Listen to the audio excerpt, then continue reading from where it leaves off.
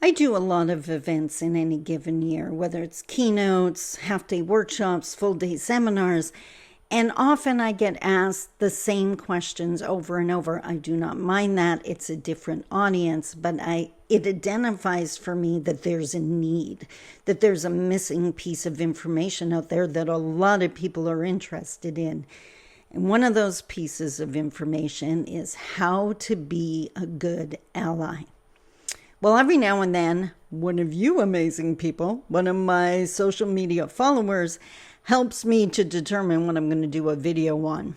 This past weekend, a follower on Facebook reshared one of my posts back from 2022, and it described the job of an ally. So I'm turning this into a handout and calling it the allyship job description, or the ally job description. I thought you might be interested, so I'm going to share it here today. Let's talk about it.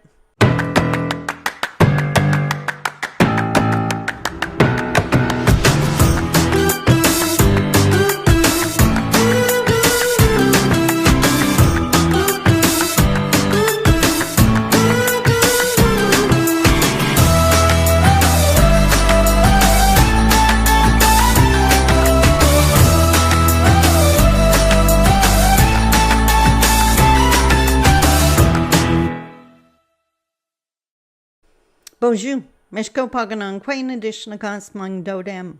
Hi everybody, my name is Sandy Boucher. I'm Red Thunderbolt Woman of the Loon Clan, a proud member of Seine River First Nation in Treaty 3 territory in Northern Ontario, and as mentioned in the opening, today we're talking about what is the job of an ally. What should an ally do? What should an ally not do? So I don't have a handy dandy index card today. I actually printed out the blog post that was shared on the weekend. So there are 4 key points and then an important summary. And yes, I'm turning this into a handout. And yes, if you would like a copy, totally free of charge, you send me an email at this address and I will be happy to send it to you. So here it is. Point number 1. Being an ally means you understand that you are not welcome in all spaces, no matter how great an ally you are, and that you are okay with that fact. That is the humility teaching. Easier for us whose culture promotes it, but one that can be adopted by anyone in practice. Easier said than done, my friend, but think about it. All of these should be revisited on a regular basis. We'll talk about why at the end. 2, being an ally means you understand that your voice should not be part of some discussions, that it is the Indigenous voice or the voice of whatever group you're in allyship with that is needed, and you are again okay with that knowledge. You understand that your role may be to pass the microphone. Again, humility teaching. 3, being an ally means you understand that when it comes to the work of Indigenous peoples, or again, any other group you're in allyship with, that this isn't about you.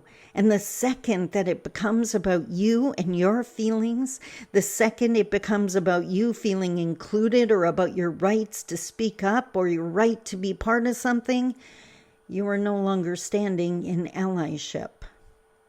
And finally, that ally is not a job title.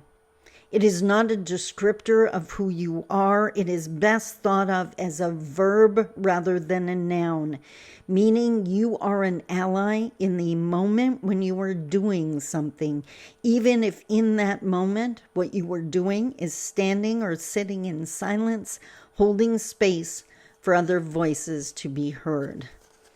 And I do hope that all of that makes sense. Remember this. Indigenous using our voices, standing up for our own, designing and creating the solutions for our families and communities is just as important as the solutions themselves. It is all about part of overcoming oppression and you empower no one when you do it for us. We need our allies to speak up in the rooms we are not yet able to get into, but more, we need our allies to hold open the door so we can get in. And in the rooms we do get into, especially for the first time, we need our allies to say, give her a minute, or she isn't finished yet, or let her speak, when we are not yet being heard. In other words, we need our allies to create space so that we can stand or speak or question or refuse. Sit with this information if it confuses you. Our elders have taught us that much clarity can be found just by sitting with something for a time. And while you do that, imagine me sitting next to you in total and complete silence, in allyship, because that is what allies do. They support, they encourage, they hold space so we can all learn. Kind of like what I try to do on this channel. I hope that helps. The journey continues. Now, earlier I mentioned that this document or these points have to be revisited on a regular basis. And in case you're not clear on the reason why, it's not the new allies that tend to step over lines. Most brand new allies or people who want to be allies that I meet are just decided terrified. They are humble. They ask their questions. They wait for direction. There is minimal chance of them doing something wrong. It is the ones that have been an ally for a while.